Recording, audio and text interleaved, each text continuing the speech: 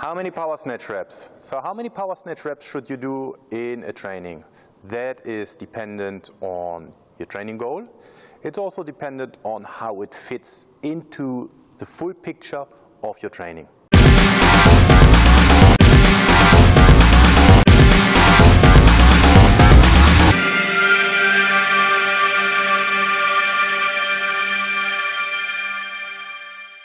So how many power snatch reps should you do? Again, it's dependent on your training goal. I've mentioned that before. The number of repetitions you do is less dependent on the exercise you choose, much rather on the training goal and on the outcome. However, I'm immediately contradicting myself that there are some exercises that are not very well made for a broad range of repetitions. One of these exercises is actually the power snatch, the power clean, and the Olympic lift variations. A similar is also the front squat, that are not necessarily made for higher repetitions. So let me clear up that confusion. So how many repetitions should you do in the power snatch? Again, it's dependent on your goal. However, the power snatch is a very good exercise if you want to become stronger and more powerful. It has limited applications if you want to gain muscle mass and do a longer strength endurance. I hope the CrossFitters won't get angry with me, but let's talk about general physical preparation for athletes. If we're talking about the physical preparation for athletes, we use the power snatch as a means to an end to make the athletes stronger and more powerful.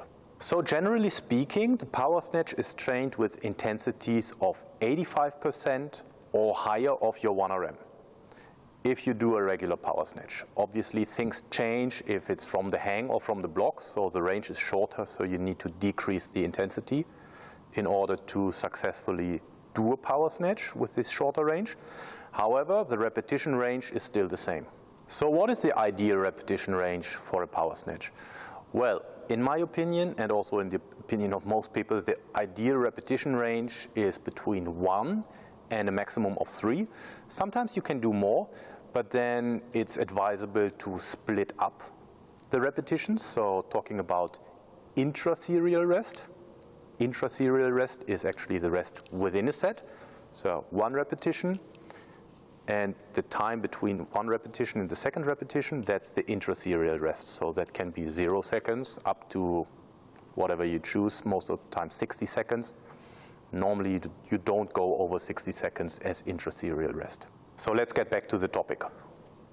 Power snatch, ideal repetition range, 1 to 3. If you choose to do more, you better split it up. So if you choose 4 repetitions or 6 repetitions, you can do cluster sets. Cluster sets means you do 2 repetitions, followed by a rest period of 20 seconds, 40 seconds, or 60 seconds, again, depending on your training goal. And then do the next 2 repetitions.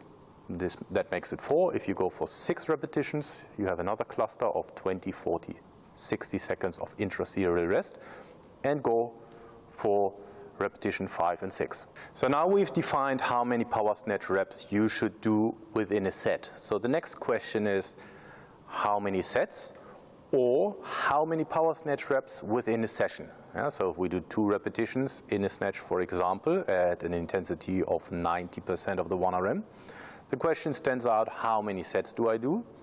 And then the sets multiplied by the repetitions is then the total volume of that particular exercise, the power snatch, within 1 session.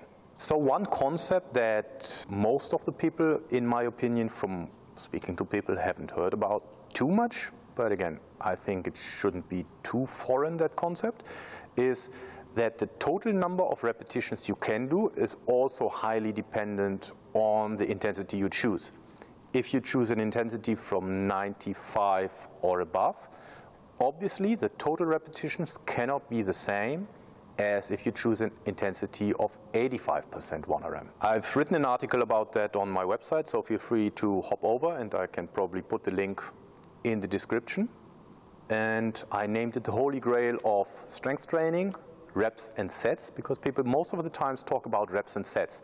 However, what people do miss, in my opinion, is that the reps and sets are also connected to the intensity, the average training intensity of your training. This is basically what I've just outlined. If you train at higher intensities, the total volume needs to be lower than if you train at lower intensities. So how does that unfold in the power snatch? That's the question, right?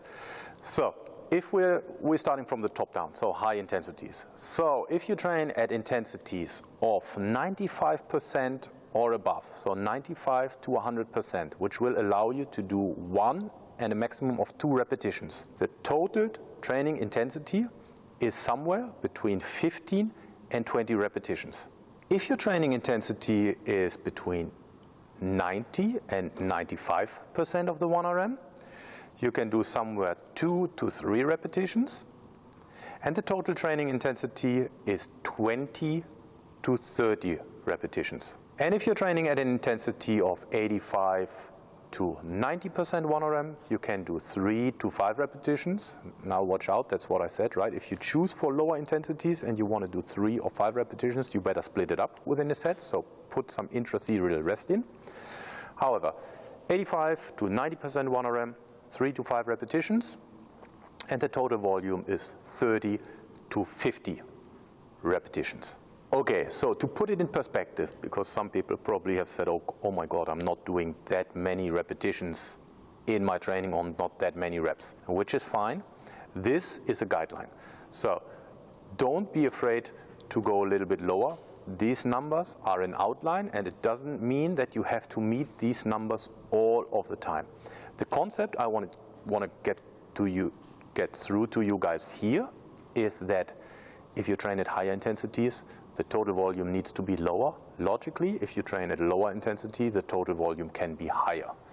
However, there needs to be, and you need to have an idea what your total volume is within a session, and then you can track that also over time to see what's the total volume within a week, what's the total volume within a training cycle. That training cycle could be 3 weeks, 4 weeks, or 6 weeks, depending on your planning.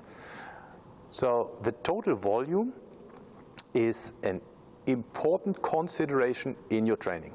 If this is the takeaway message you take from that video, I'm very happy. So it's not only reps and sets, it's also intensity and understanding how intensity impacts the total training volume. So to wrap it up, how many power snatch reps? Simply, the repetitions are dependent on your training goal.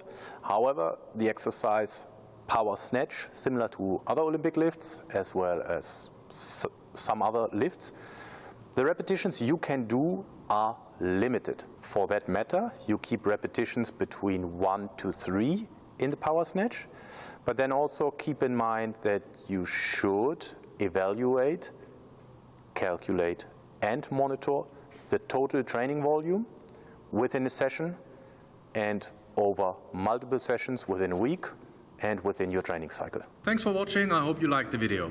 If you did, you can come over to the website for every topic that I'm covering here. There is the video, so why should you go if the video, you've already seen it here.